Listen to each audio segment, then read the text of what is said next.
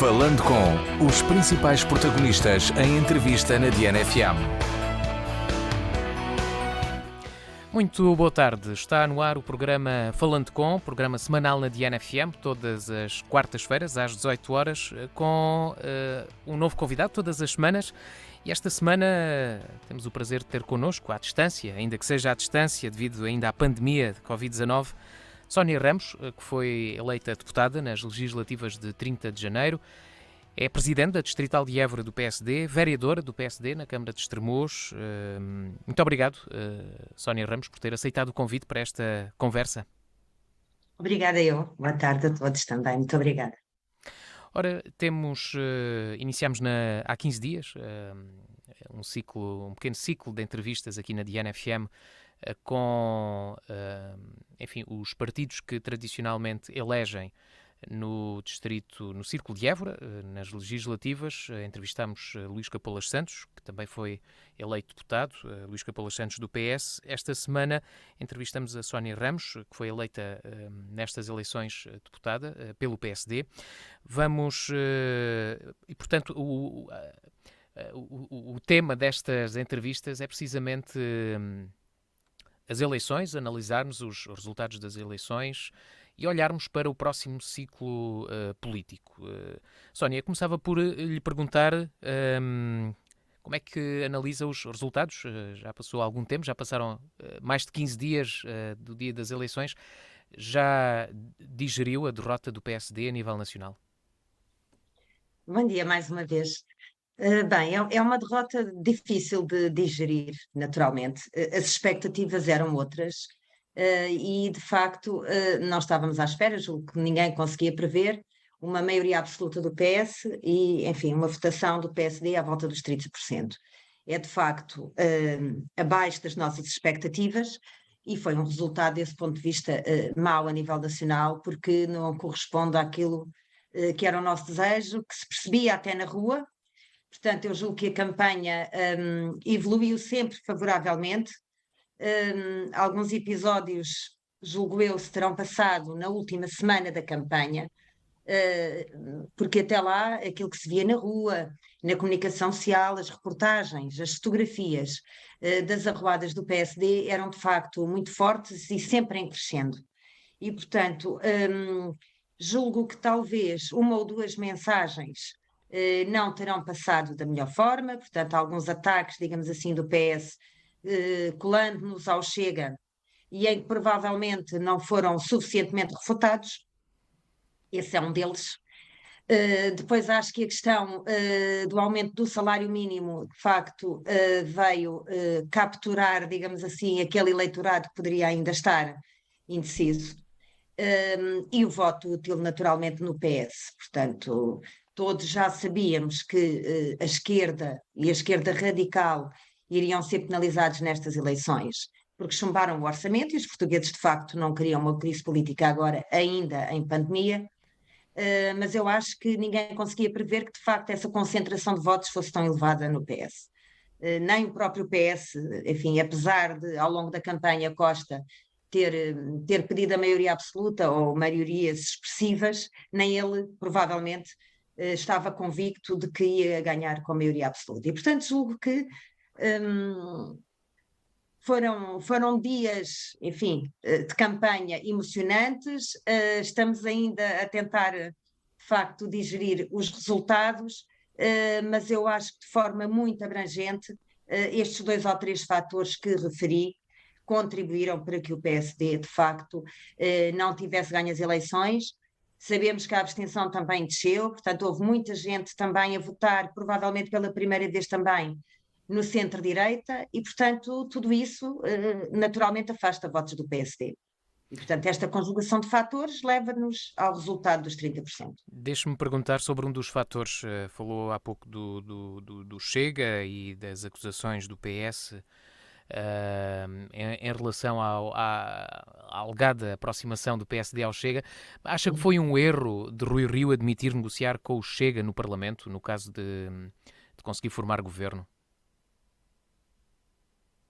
Eu acho que qualquer pessoa que se candidate a eleições e a primeiro-ministro tem que ter a capacidade de falar com toda a gente. quer se goste mais ou quer se goste menos. Eu acho que isto é até um princípio basilar que nós temos que respeitar em democracia. Este partido está registado no Tribunal Constitucional, portanto, é um partido legal face àquilo que são os nossos princípios e a nossa Constituição da República, tem eleitorado, tem crescido, e eu acho que pelo menos este respeito por um partido que tem eleitores e que está na Assembleia da República representado, como um dos 4 mais votados, temos que ter respeito institucional e democrático por todos. Portanto, qualquer pessoa que está na vida política não pode dizer que não fala com isto ou com aquele. Por exemplo, o futuro primeiro-ministro receber todos os partidos com assento parlamentar e não receber o Chega, do ponto de vista da cultura política e democrática, para mim acho algo estranho, ainda que abomine os princípios sobre os quais esse partido litiga e cresce na sociedade portuguesa. Agora, não pode deixar de falar com todas as forças que estão democraticamente representadas. Isto é uma coisa, não é? Outra coisa é a habilidade sempre do PS e do António Costa de subverter, de facto, ou as afirmações dos outros ou aquilo que é algum tipo de expectativa e tentar fazer estes jogos. De facto, António Costa é muito hábil. Nunca Rui Rio disse que faria governo com o Chega. Agora, eu acho que toda a gente percebe que nós temos que falar com todos, não é? Nós, ao nosso nível, na nossa região, quando fazemos política, imagina, eu estive, por exemplo, 12 anos na Assembleia Municipal em Montemoro Novo, com uma maioria absoluta comunista. Então eu não falava com ninguém ou ninguém falava comigo. Quer dizer, à nossa escala, nós temos que perceber que isto não faz nenhum sentido. E, portanto, se os portugueses também nos penalizaram por acharmos que temos que falar com toda a gente, eu acho que aí toda a gente percebe que foi por o sensacionalismo de Costa dizendo que não fala com um partido político. Porque ele é e será, vai ser o primeiro-ministro de todos os portugueses. Portanto, eu acho quase, enfim, uma afirmação tão improvável, mas é isso que ele está a fazer, não vai de facto receber o Chega, e com isto não estou a dizer minimamente que quer ou não quer, ou gostaria ou não gostaria de ter aproximações ao Chega. Não me revejo em nenhum dos princípios, nem das posturas desse partido, o que não quer dizer que no Parlamento não tenha que falar com eles, agora do meu ponto de vista pessoal, como é evidente, não é? Pelo menos bom dia, boa tarde, acho que todos, ao longo dos 4 anos vão falar uns com os outros, não é? Portanto, temos que ser razoáveis nestas coisas. Ainda assim acha que a campanha correu bem para o PSD? Eu acho que a campanha correu bem, correu em crescendo. Como lhe digo, não nos conseguimos provavelmente desmarcar desta questão do Chega e de ser suficientemente firmes na afirmação de que não iríamos fazer governo com eles. Houve provavelmente aqui uma outra questão que tem a ver com as linhas programáticas, em que o PSD pretendia, em primeiro lugar, reduzir o IRC e só depois o IRS. E, naturalmente, como há mais pessoas singulares do que empresas em Portugal, provavelmente fomos penalizados por essa opção, sendo que, do ponto de vista da economia, parece ser aquilo que faz mais sentido, do ponto de vista, como disse, puramente económico, mas percebo que as pessoas tenham feito esta opção perante, enfim, a oferta, por um lado, do salário mínimo, por outro lado, da revisão dos escalões de IRS e da baixa de IRS que o PS oferecia, e eu julgo que as pessoas fizeram muita opção por essas duas linhas, não é? As pessoas escolhem normalmente 2 ou 3 temas que lhes são mais caros e é em função disso que escolhem o partido em quem votar. E claramente neste caso, sabendo nós que enfim, uma boa parte da nossa população recebe o salário mínimo nacional, enfim, fez uma escolha que desse ponto de vista é racional. No início, se a memória não me falha, no início da campanha, do período oficial de campanha, as sondagens davam PS e PSD ali taco a taco, a lutar pela vitória. Mas depois, no dia das eleições, a diferença foi muito grande e o PS conseguiu mesmo a maioria absoluta. Houve várias interpretações sobre o que aconteceu. Qual é que é a sua? Olha, eu acho que, se bem se lembra também, nos últimos dias da campanha, Costa veio outra vez com as questões da Troika e do Passos Coelho, e enfim, aqueles fantasmas que... Acha que também aquele discurso Extrema gosta de dizer. aquela alteração de António Costa, que no início pedia a maioria absoluta e depois chegou a dizer que os portugueses não gostavam de maiorias absolutas, acha que também fez diferença depois no dia das eleições? Eu não sei se fez diferença, porque os argumentos dele relativamente à maioria absoluta foram mudando, não é? E foram sempre tão versáteis que eu julgo que o povo português terá desvalorizado isso um bocadinho. O que pesou na escolha dos portugueses foi, pá, aqui entre um salário mínimo que vai já a 900 euros e entre, enfim, uma revisão de escalões de IRS que talvez me venha aqui, enfim, a acrescentar alguns euros no bolso, as pessoas optaram por isto. Esquecendo que o Costa fez sempre uma coisa muito hábil, que foi deixar intactos os impostos diretos, mas aumentar tudo o que é imposto indireto. E os portugueses não percebem isto, porque acaba por ser, enfim, uma tática subtil, digamos assim, para aqueles que estão, enfim, menos despertos ou menos informados para estas situações, porque ao nível dos impostos indiretos não houve nenhum imposto que o Costa não tivesse mexido e aumentado e carregado a mão, enfim, veja-se o caso dos combustíveis, que daqui a pouco nós não conseguimos ir trabalhar. E as pessoas parece que gostam disto.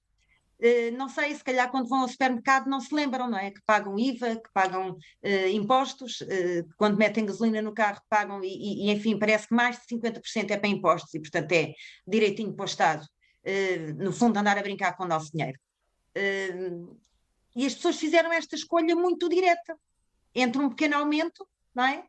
E um pensamento estruturado para a economia portuguesa, que precisa, de facto, de uma folga de tesouraria para se reforçar e aumentar os investimentos, e depois, em si, quando a economia permitir o aumento dos salários, avançarmos para essa fase. Mas os portugueses, enfim, as pessoas, isto é humano, não é? Queremos tudo hoje, queremos o imediato, não é? E no imediato escolheram o Costa, sendo que há imensos perigos a nível internacional e, portanto, eu julgo que nós não vamos ter tempos fáceis daqui para a frente. Veja-se já o aumento do juro desproporcionadamente na dívida portuguesa e, portanto, tenho algum receio que, de facto, esta fartura que sempre o PS nos oferece vai acabar mal, porque normalmente é assim, não é? Nós vivemos até bem, e como é sabido, eu trabalho no Estado, portanto sou a chamada funcionária pública, vivemos até relativamente bem com o PS no governo, o pior é quando ele sai de lá. E é isso que vai novamente acontecer, porque infelizmente a história política de Portugal é cíclica, não é? Já lá vamos ao novo.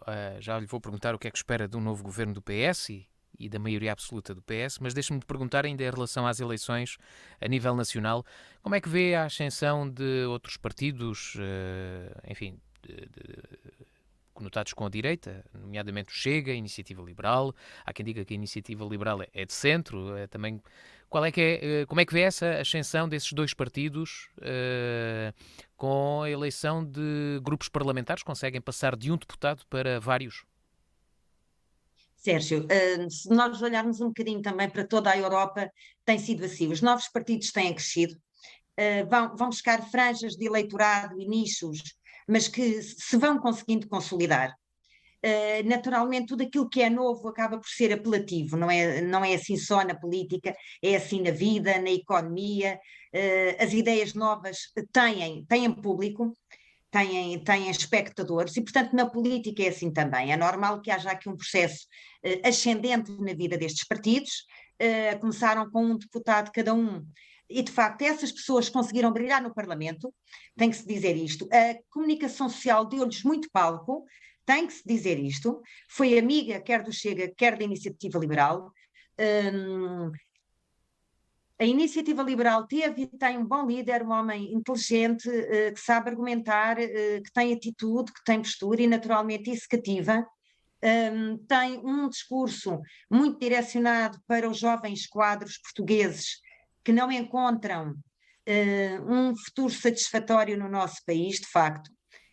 uns porque não encontram emprego, outros porque não encontram o salário que acham que merecem, e outros porque veem que não têm futuro, carreira a médio e longo prazo. E, portanto, eles falam muito para estes jovens empreendedores, para as empresas recentes, mas com um grande lastro e que se ingram no nosso mercado nacional e internacional.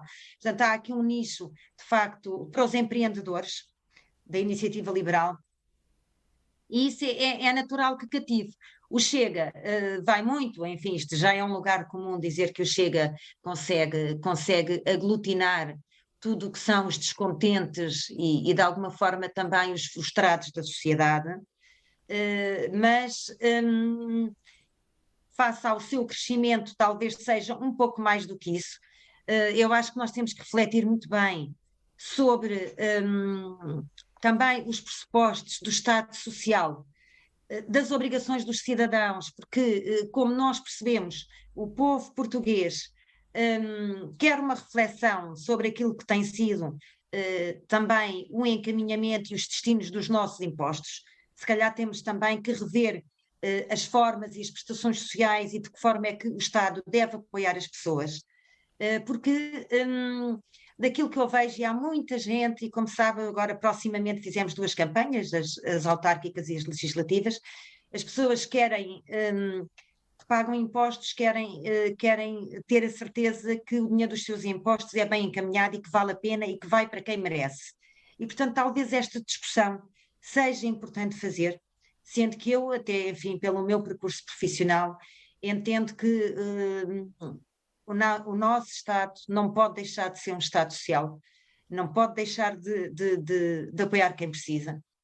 Mas, de facto, nós temos que ir às causas da pobreza, às causas da fragilidade humana, às causas da necessidade, da impossibilidade de desenvolvimento pessoal e profissional de muitas pessoas. Nós temos que conhecer a fundo todas estas causas, perceber como é que podemos intervir e que prestações sociais, do ponto de vista pecuniário, fazem sentido, sempre acompanhadas de uma intervenção social. Não é só dar a prestação social, é acompanhadas de uma intervenção social séria. A lei diz isto, mas, como se sabe, não é possível acompanhar todas as pessoas da mesma forma. Portanto, tudo isto tem que ser revisto, porque há muita gente que tem pago impostos a sua vida inteira. Como sabemos, boa parte, através do Orçamento de Estado, são encaminhados para a Segurança Social. E as pessoas não estão satisfeitas com aquilo que tem sido o retorno social do pagamento dos seus impostos, que é o fruto do seu trabalho. E, portanto, isto merece uma reflexão profunda, que é nós percebermos porque é que há tanta gente zangada com o Estado português, com os partidos clássicos. Eu acho que esta discussão é importante, muito mais do que estar a atacar os novos partidos. Em democracia tem que haver espaço para todos. Há aqui nichos que esses partidos têm conseguido agregar, farão ainda um percurso ascendente nos próximos anos. Veja-se agora o Bloco de Esquerda, ao fim de 20 anos, é que está a cair. E, portanto, é natural que haja estes ciclos. Não vejo isso como um mau presságio para os partidos clássicos ou para o PSD. Nós, por outro lado, temos uma história e uma inerência na vida histórica e democrática portuguesa que os outros não têm. E isso tem que ser uma vantagem nossa, tem que ser a nossa grande oportunidade. O que é que isto vai obrigar? A que, de facto, o PSD esteja à altura destes novos desafios, que encontre de uma vez por todas o seu espaço, sendo que, por natureza, o nosso espaço é um espaço muito abrangente e que, de acordo com o líder, vai mais para a direita, mais para a esquerda, mas o PSD tem, desde o seu início, este ADN de grande abrangência e diversidade e de ter aqui uma autocrítica de centro-esquerda e de centro-direita, que, no fundo, enfim, fazem progredir o próprio partido, e, portanto, não vejo este espaço do PSD que é tão grande e que é único. Veja-se que não há, ou não temos assistido, pelo menos de forma expressiva e pública, a estas discussões nos outros partidos. Mas esta também é a nossa riqueza, não é? E sendo este grande espaço do PSD abrangente e heterogéneo a nossa riqueza, é uma forma também de continuarmos a captar eleitorado e militantes e pessoas que acreditem em nós. Mas há quem diga, por exemplo, que com a liderança de Rui Rio, o PSD aproxima-se muito do PS de António Costa. Também concorda com isso ou não? Como lhe digo, de acordo com o líder, nós temos tido direcionamentos do partido mais para a direita, mais para a esquerda. Na nossa história recente vimos espaços de escolho claramente num espaço mais de centro-direita ou até, em alguns aspectos, mais à direita e mais na área liberal, do ponto de vista económico. E foi um caminho muito bem contextualizado, porque não podemos esquecer também que as medidas que foram tomadas no âmbito da Troika e de um momento do país, enfim, muito particular e especialmente difícil. A estratégia de Rui Rio foi outra, foi de centrar o partido e de tentar concorrer com o PS no chamado grande centrão.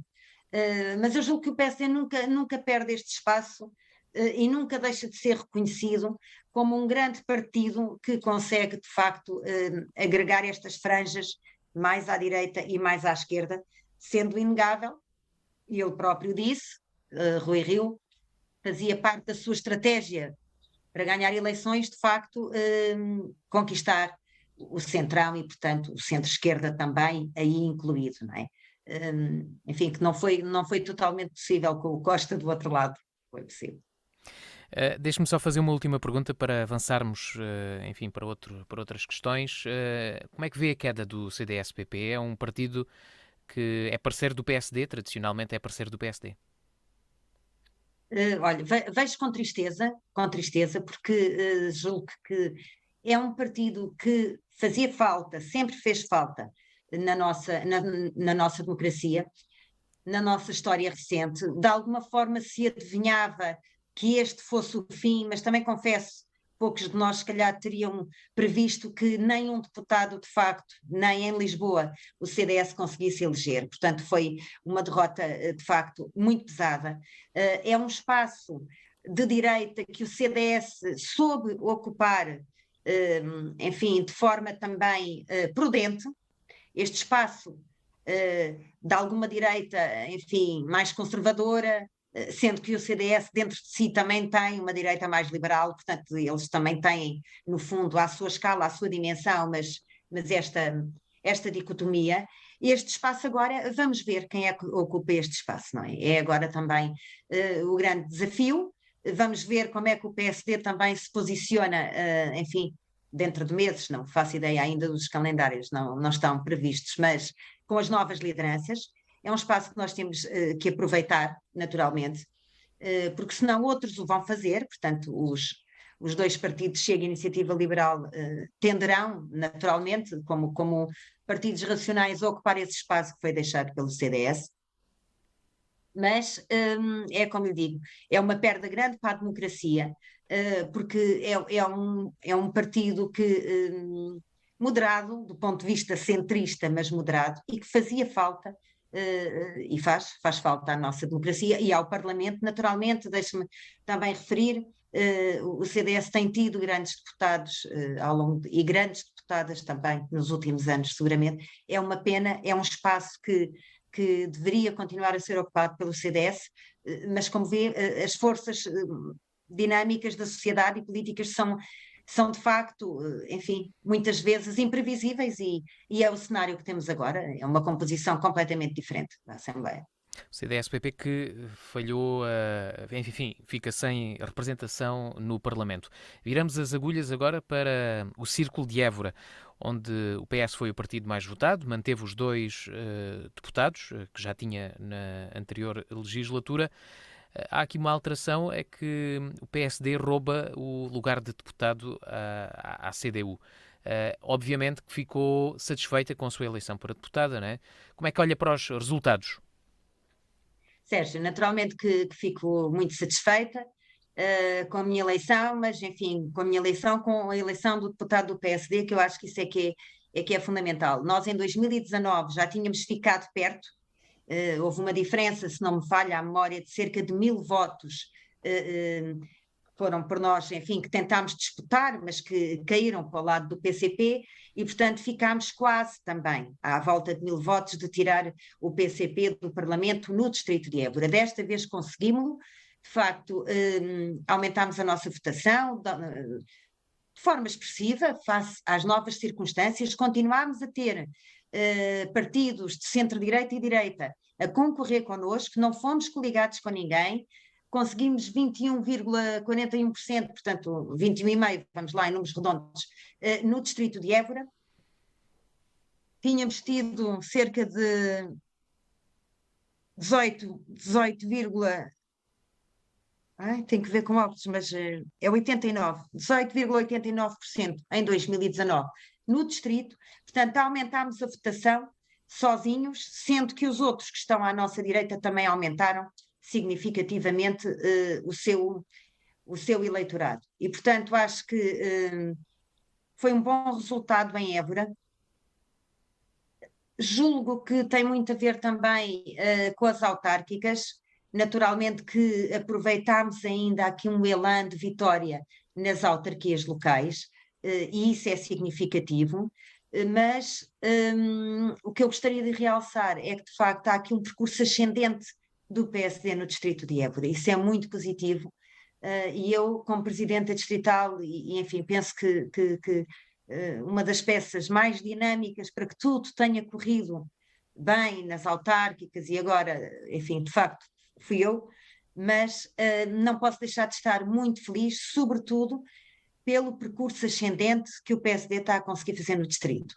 Julgo que já merecíamos isto, foram, enfim, 4 décadas de Partido Comunista e Socialista a mandar no distrito. O Partido Socialista ainda tem mais câmaras do que nós, mas de facto nós podemos dizer que temos, e em coligação, tenho que dizer, 3 câmaras em coligação e uma só PSD, mas temos mais câmaras que o PCP no Distrito de Évora. E eu acho que isto é histórico, do ponto de vista político e dos intervenientes políticos no Distrito, é reconhecido. Tirar o João Oliveira do Parlamento, e permitam-me esta expressão, não quer ser deselegante, enfim, não é tirar o João Oliveira, bem entendido, é tirar o deputado do PCP. É de facto, parece-me a mim também histórico, por parte do deputado, neste caso deputado do PSD, não deixa de ser histórico. E eu acho que isto é também o reflexo de muitos anos de trabalho do PSD à procura de protagonistas, criando espaço local, tentando também conquistar a confiança das pessoas ao longo de anos, muito trabalho, muitas reuniões, muitas visitas, muita campanha, e eu acho que isto, enfim, ao longo destes anos, deu estes frutos que eu estou convencida que vão continuar a consolidar-se no nosso distrito. Por outro lado, também vai havendo, o que é natural, algum desgaste, quer dos autarcas do PS, quer da própria governação socialista. Ainda não se notou nesta eleição, porque passaram os 40% no distrito de Évora, e, portanto, estão no seu auge, mas eu julgo que, enfim, nós há bocadinho falávamos das idades, ainda somos jovens, mas chegará ao ponto em que o PS começa a declinar no nosso distrito, e naturalmente aí o PSD estará em condições de se apresentar como uma verdadeira alternativa naqueles concelhos onde ainda não a somos. Mas tudo isto, como lhe digo, leva tempo, leva muita persistência, mas estou convencida que chegará o dia em que a maior parte das câmaras no distrito de Évora serão do PSD e em que nós teremos uma votação a mais expressiva. Em 2019 fomos a terceira força mais votada. Agora em 2022 fomos a segunda, e eu espero que nas próximas legislativas possamos ser a força política mais votada no Distrito de Évora. Deixa-me perguntar, há aqui, parece que o Distrito de Évora vai em contraciclo com o resto do É país, não verdade. é? 4 câmaras, sozinho ou em coligação com o CDS, agora consegue a sua eleição. A que é que se deve estes bons resultados que eu não me recordo Não me recordo do PSD ter conseguido isto no Distrito de Évora, pelo menos nos últimos anos. A que é que se deve? Olha, Como é que eu ia te perguntar? Mas colhe os louros para si, deve-se ao seu trabalho e à sua persistência ou enfim, ou à equipa, né, que a acompanha? sim, claro que sim. À equipa. A toda a equipa, e felizmente é uma equipa cada vez maior. É uma equipa cada vez maior. Há 5 anos atrás eu iniciei este projeto da Distrital, candidatei-me à Distrital, como é sabido, com um conjunto de pessoas, muitas delas que me acompanham até hoje, e este sonho foi de todos. De facto, eu sempre acreditei que era possível ter câmaras de PSD no Distrito de Évora, e este acreditar foi sendo muito contagiante entre esta equipa. E nós, de facto, fomos conseguindo ter protagonistas concelhios, que uns já tinham sido, estou-me a lembrar do David, candidatos em 2017, não foi? As últimas autárquicas, e que agora voltaram a ser, e que o seu trabalho agora deu frutos. Era vereador, foi fazendo o seu trabalho, isto é apenas um exemplo de um dos conselhos, foi fazendo o seu trabalho, e quando se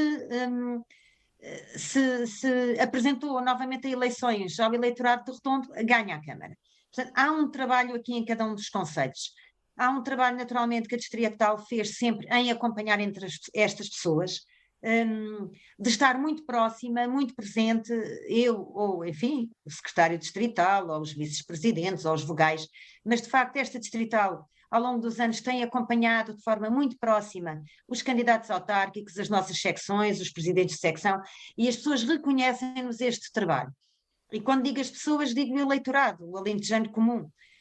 Por exemplo, aqui em Montemor, a minha votação foi interessante, sabendo-se que não é um território fácil para o PSD, mas havia muita gente que vinha ter comigo e dizia: olha, eu nem sequer sou PSD, mas vou votar em ti, pá, porque tu realmente já mereces, porque andas aqui há mais de 20 anos, está a ver? E eu acho que as pessoas, houve votos que foram votos políticos, há outros votos que foram votos de reconhecimento de que o meu amor à causa e ao PSD, de facto, deu provas de que é um trabalho, não é, contínuo, e as pessoas votaram por isso, outros terão votado por outras razões, mas de facto, Sérgio, para dizer, a primeira exigência para um projeto político destes, neste nosso meio, dá certo, a primeira exigência é acreditar desde a primeira hora que nós temos condições, que não há tabus, que essa coisa dos fantasmas, dos fascistas, é uma coisa que acabou e tem que ser desconstruída, porque em nada beneficia a sociedade, nem a convivência democrática entre as pessoas. Eu julgo que o PSD, com pessoas ditas absolutamente normais deste ponto de vista, conseguiu estabelecer a ponte com as pessoas, e as pessoas têm vindo a acreditar em nós, e foi assim no Redondo, em Vila Viçosa, em Reguengos de Monsaraz, em Mourão, que era aquela Câmara que nós perdíamos sempre por meia dúzia de votos, e que desta vez é que foi, e portanto isto é naturalmente um trabalho deles, dos protagonistas, das suas equipas. Veja-se Évora com um excelente resultado, nós há 20 e tal anos que não tínhamos 2 vereadores eleitos. Veja-se Vendas Novas, que passámos de 0 para 2.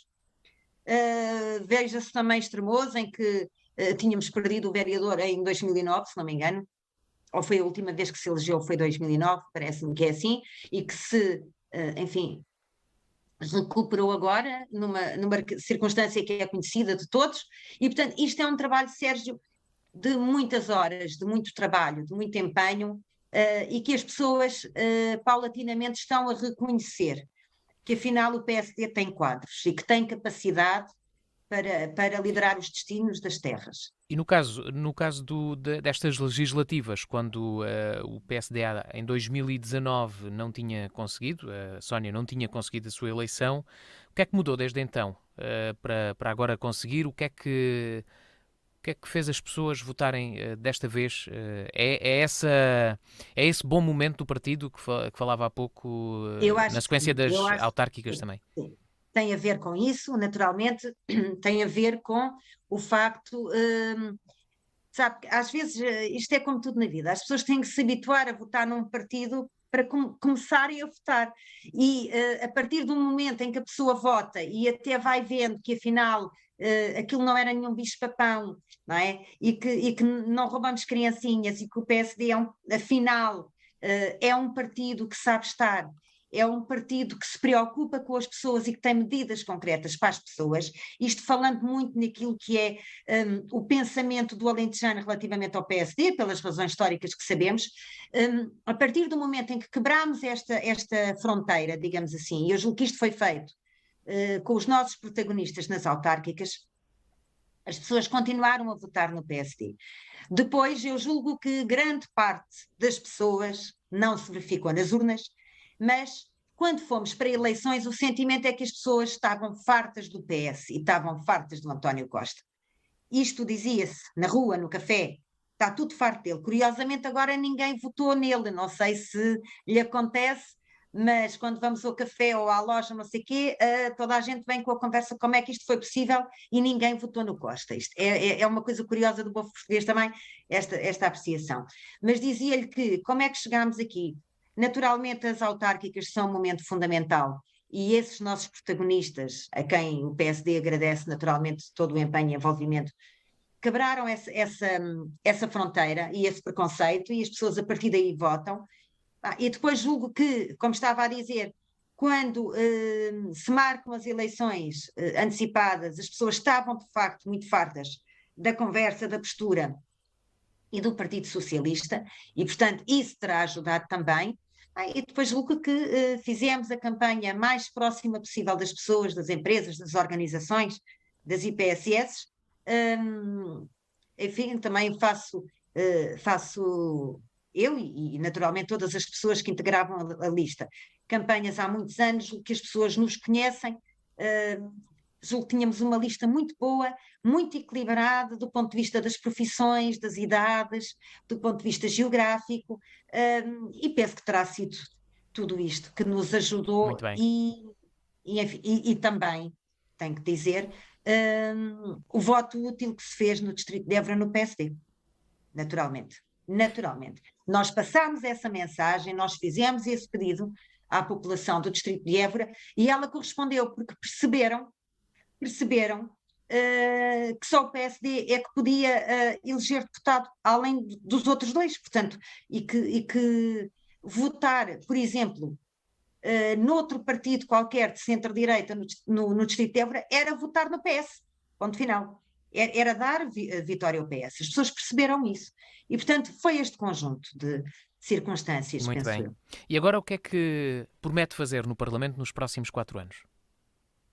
Olha, Sérgio, no fundo, o contexto nacional será difícil, será naturalmente de bloqueio, mas nós também nós PSD em Évora, estamos também habituados a lidar com estas realidades e quando se começa do zero a tentar construir alguma coisa, portanto já se derrubaram tantas barreiras e tantos obstáculos que, enfim, agora será mais um, não é? Estou convencida que tudo aquilo que for proposto será chumbado, naturalmente, mas não deixaremos de ter iniciativa parlamentar, naturalmente, nem de questionar o nosso grande papel de oposição neste momento e com uma maioria absoluta vai ser, de facto, fiscalizar tudo aquilo que são iniciativas ou que será a inação do Partido Socialista, em concreto no Distrito de Évora. E, portanto, é isso que nos propomos fazer, sem prejuízo, naturalmente, querer continuar a defender as nossas bandeiras as nossas bandeiras no Parlamento, e como todos sabem, passarão, o que isso ontem foi aflorado, não sei se será uma realidade ou não, a alteração da lei eleitoral para a Assembleia da República é fundamental, pelas razões conhecidas, pelos territórios de baixa densidade. Nós não podemos ter regiões como o Alentejo, de quase 1/3 do país, com 8 deputados no total. Porque é absolutamente impossível conseguir ter força política e pressão suficiente para fazer passar diplomas que sejam favoráveis ao nosso território se não tiver um conjunto alargado de deputados que votem a favor e que façam esse lobby positivo dentro da Assembleia da República, como é sabido. Temos que ter um pacote de defesa do interior do país, ao nível fiscal também, e que traga as pessoas e as empresas para o interior do país. de forma a debelar este inverno demográfico que nos assola e que é cada vez mais acentuado, e, portanto, quanto mais tempo passar sem nenhuma medida, pior para todos nós. Há coisas relativamente, eu não direi simples, mas mais fáceis de aplicar do que outras. A questão do teletrabalho devia ser até obrigatório, de forma a trazer pessoas para o interior do país. Nós percebemos isto na pandemia. Eu tenho alguns amigos e parentes, vamos lá, pessoas ainda longínquos, mas ainda familiares, que até já compraram uma pequena quinta no Alentejo e estão, portanto, a fazer esta mudança de Lisboa para cá, trabalhando à distância. Isto tem que ser um incentivo, pode ser uma ferramenta fundamental para nós. Portanto, o Estado tem que apostar na rede 5G e tem que começar pelo interior do país, e tem que haver aqui alguns incentivos para nós termos condições das pessoas trabalharem em casa, remotamente, e essa é uma delas, a questão da rede, sendo que nós sabemos que no nosso território, no Alentejo, há alguns sítios que nem rede telefónica, quanto mais de rede internet, e, portanto, nós temos que ter a capacidade de pensar algumas medidas para o interior do país, e esta pode ser uma das que, com alguma facilidade, se implemente. Enfim, a questão Já agora da deixa-me perguntar, agricultura é fundamental. é a única deputada do PSD no Alentejo, vai ficar com a responsabilidade de toda a região no É Parlamento, a um defender os bocadinho interesses assim, da região? é um pouco inevitável, não é? É um pouco inevitável, é isso que faz sentido. Naturalmente já falei falei com Beja relativamente a este assunto, e sendo que os assuntos que preocupam e que dizem respeito e que podem fazer a diferença no futuro do Alentejo são eminentemente comuns, faz sentido, havendo só uma deputada do PSD, que seja eu também, de alguma forma, a liderar e a apresentar os problemas dos outros distritos na Assembleia da República, conseguindo construir, digamos assim, esta interligação entre aquilo que são os problemas comuns a todo o Alentejo. E, portanto, falo-ei com muito gosto e com muita honra.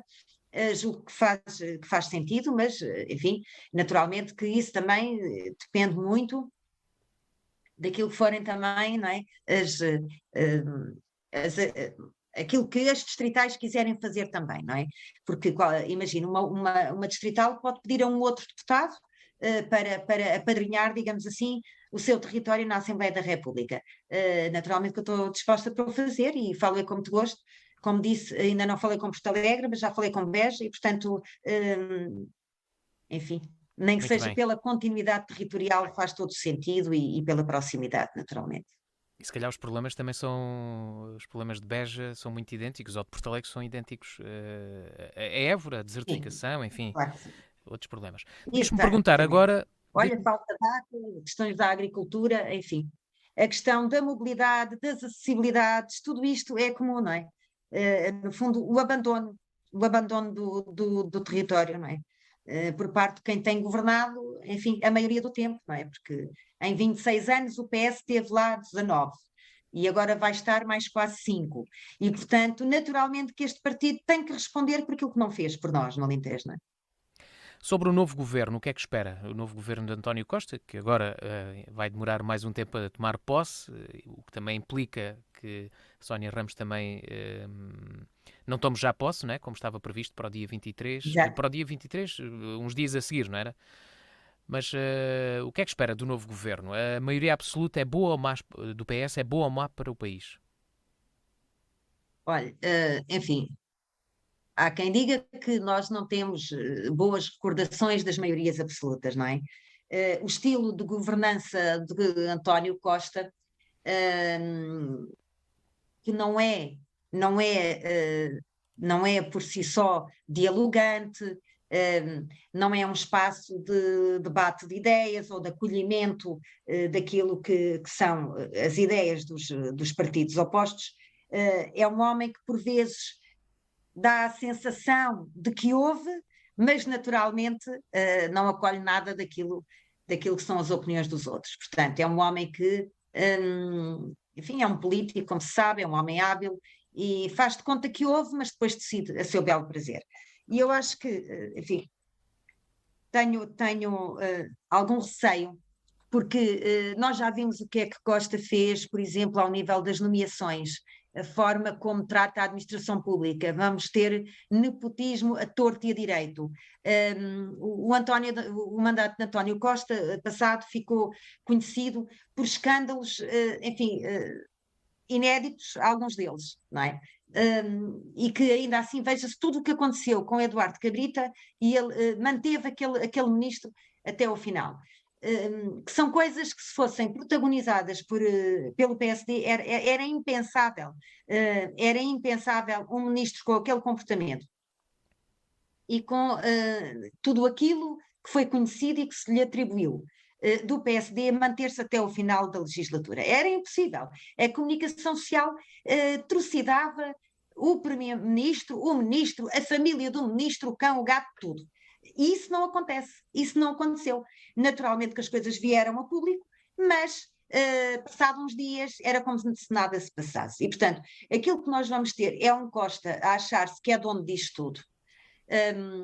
São as pessoas que estão, enfim, e que são do PS nos poderes intermédios da administração pública, das organizações de poder, a achar que têm as costas quentes e que tudo lhes é permitido. Sabe que as maiorias absolutas têm até inconscientemente, no comportamento e na ação de cada um, daqueles que têm poder, leva-nos a estes atos que muitas vezes as pessoas nem se apercebem, mas é potenciadora de abusos de poder e de excessos.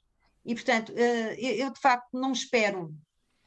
Espera 4 Enfim, anos nada. de dificuldades para a oposição, na oposição. Sim, completamente. Dificuldades para a oposição, duvido que vá fazer as reformas que o país precisa. Tinha condições excelentes para a fazer, mas naturalmente António Costa não quer usar uma maioria absoluta para ficar como o único que mexeu um fósforo de um lado para o outro na administração pública, porque ele não quer esses ónus.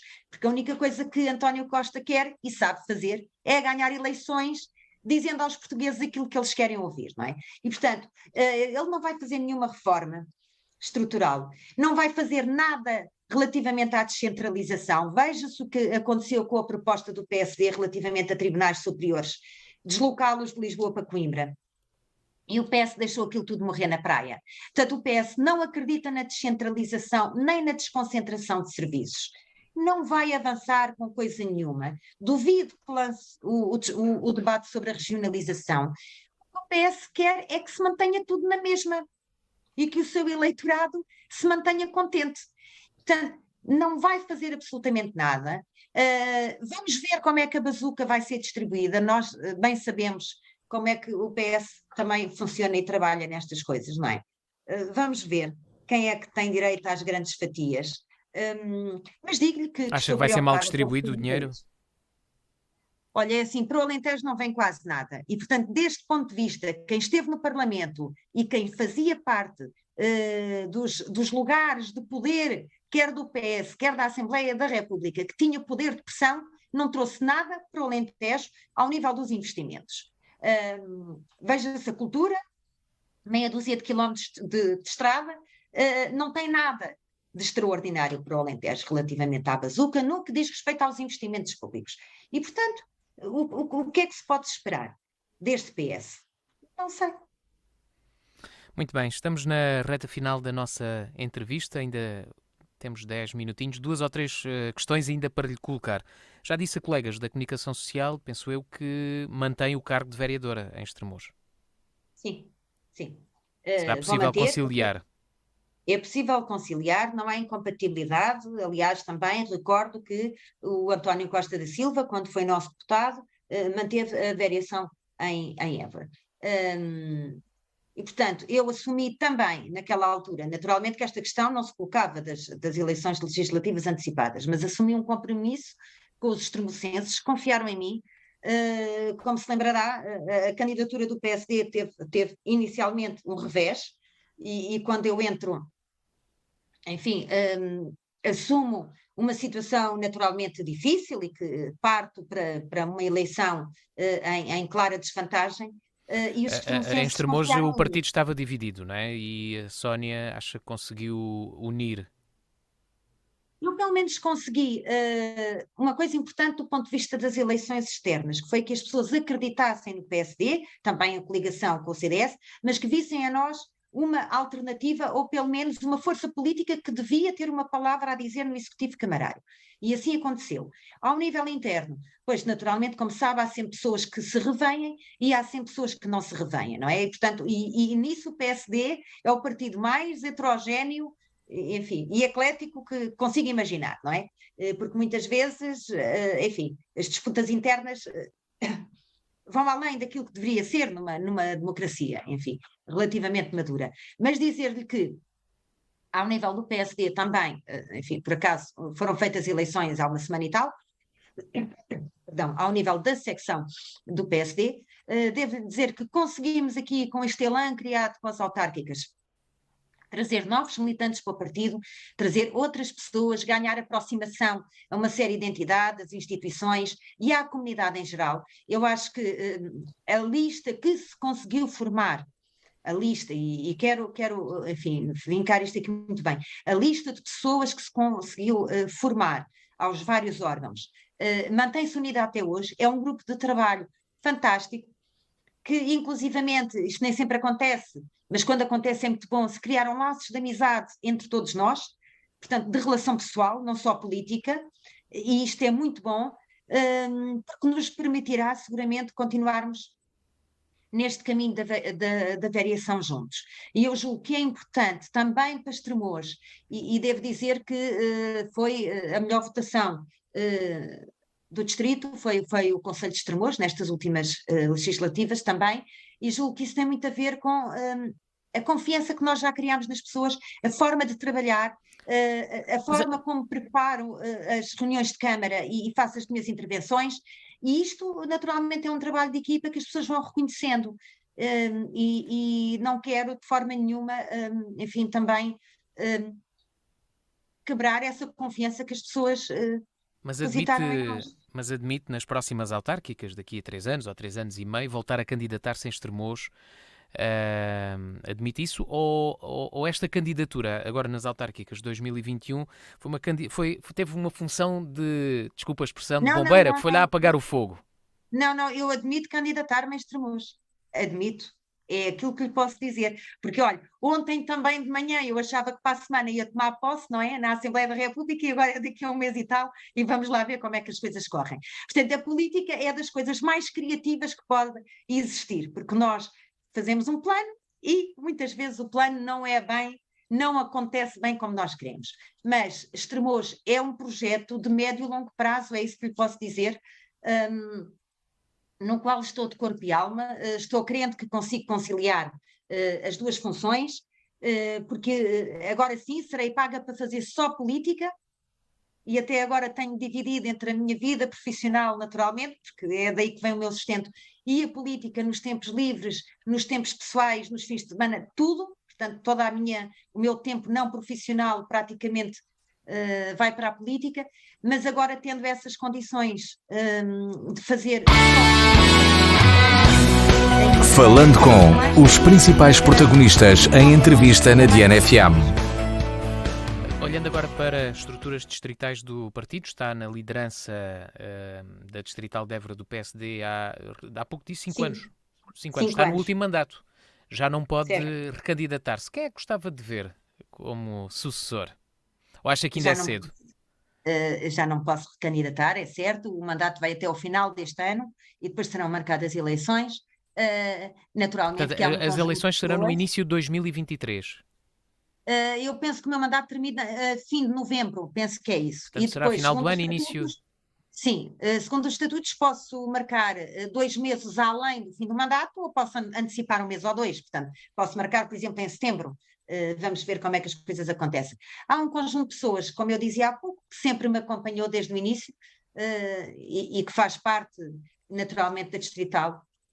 E são essas pessoas, uma dessas pessoas que, enfim, que nós achamos e estamos convictos que vai ser o meu sucessor e, portanto, julgo que não haverá qualquer sobressalto relativamente a isso, não é? As coisas são o que são, a Distrital naturalmente é um grupo de pessoas, as coisas trabalharam bem, trabalhámos bem, correram bem, e portanto será deste grupo que se pode orgulhar do trabalho que fez, que sairá, julgo eu, naturalmente, o futuro presidente ou a futura presidente da Distrital. A Distrital está unida. Pergunto isto porque nos últimos tempos, enfim, acho que se calhar não me vão levar a mal falar em António Costa da Silva ou José Policar, por exemplo, pessoas que já colaboraram aqui connosco na rádio, que são, enfim, que são críticos de Rui Rio e também já foram da Sónia Ramos. Mas acha que as coisas agora internamente aqui no PSD de Évora estão mais, enfim, os problemas foram sanados? É assim, Sérgio, eu não tenho problema com nenhuma dessas pessoas que referiu. Era o que faltava, nem pessoal, nem político. Cada um tem as suas opções, cada um está onde acha que deve estar ou não está onde não quer estar. E, portanto, eu acho que, desse ponto de vista, as coisas são muito claras enfim, e todos nós temos já a idade suficiente para fazer as nossas escolhas. De facto, essas pessoas que referiu, esses meus companheiros, não estiveram envolvidos nas legislativas, entenderam não estar, mas, tanto quanto sei, porque não se reviram, nunca se reviram em Rui Rio, e acho que isso não tem nada a ver, julgo eu, com a Distrital de Évora, nem com os membros da Distrital de Évora. Portanto, é uma questão de princípio, entendem, pelo menos no caso do José Policarpo, daquilo que vejo, entendo que o PSD não é um partido estruturalmente centro-direita, portanto julgo que a posição dele é essa, não se revê, nunca se reviu no Rui Rio e, portanto, não quis estar associada a estas eleições e eu percebo porque, desse ponto de vista, é coerente, não é? Portanto, não... Digamos que entendo os distanciamentos de algumas pessoas em determinadas fases da vida do partido porque não se revê na liderança Claro. nacional. Acho coerente, não? Ora, insistindo nesta questão da liderança nacional, Rui Rio, enfim, mostrou-se disponível na noite das eleições para deixar a liderança do partido, disse que não via onde é que podia ser útil ao PSD. De facto, acha que a liderança tem que mudar? A Sónia tem essa opinião, que após esta derrota, a segunda derrota do PSD em legislativas, Rui Rio fica sem condições para continuar na liderança do partido? Olha, Sérgio, antes de mais, este tipo de decisão é uma decisão pessoal. De facto, o Rui Rio não teve a vida fácil dentro do partido. E parecendo que não, estas coisas são absolutamente desgastantes, não só do ponto de vista político, mas também pessoal. E, portanto, há aqui um percurso na história recente da vida de Rui Rio que não é fácil, portanto, foram muitos conselhos nacionais, enfim, muita erosão dentro do partido, muito conflito e, portanto, muitas eleições. O homem também passou aqui por um conjunto de eleições, enfim, que desgasta, umas com melhores resultados, outras com menos, as eleições internas extremamente desgastantes e, portanto, eu acho que ele tendo ponderado tudo isto e, naturalmente, a noite de 30 de janeiro não lhe tendo sido favorável, entendeu que não tem condições para ficar. E, portanto, estou eu em crer que ele não irá voltar atrás nessa decisão, portanto, vai-se embora. Agora é uma questão de tempo e vamos ver. Nós, este fim de semana, como sabe, temos Conselho Nacional em Barcelos. Portanto, o ponto naturalmente alto vai ser a discussão e a análise política da situação nacional, mas também, enfim, avançar-se ou ver-se aqui de que forma é que deve ocorrer o calendário das eleições. E, portanto, eu calculo que do ponto de vista do Presidente e do ponto de vista da sua personalidade, irá ficar o tempo suficiente para não, enfim, virar as costas, como ele tem dito ao partido. Vamos entrar agora, se calhar, enfim, numa fase mais atrasada, mas de discussão de orçamento que convém ainda ser ele a fazer também. Até porque ele é que tem liderado e tem estado no Parlamento e, portanto, por todas as razões, com certeza será essa também a decisão de ser ele ainda a fazer o debate do orçamento, mas após isso, naturalmente, que se abrirá uma outra fase da vida do partido, vamos ver quem se gostava de apresenta. ver na liderança do É PSD? Olha, é muito cedo ainda, não é? É muito cedo ainda. Há algumas pessoas, pronto, há alguns nomes que vêm logo a público, face Luís estarem, Montenegro. a terem estado, exato, envolvidos recentemente na disputa interna também com Rui Rio.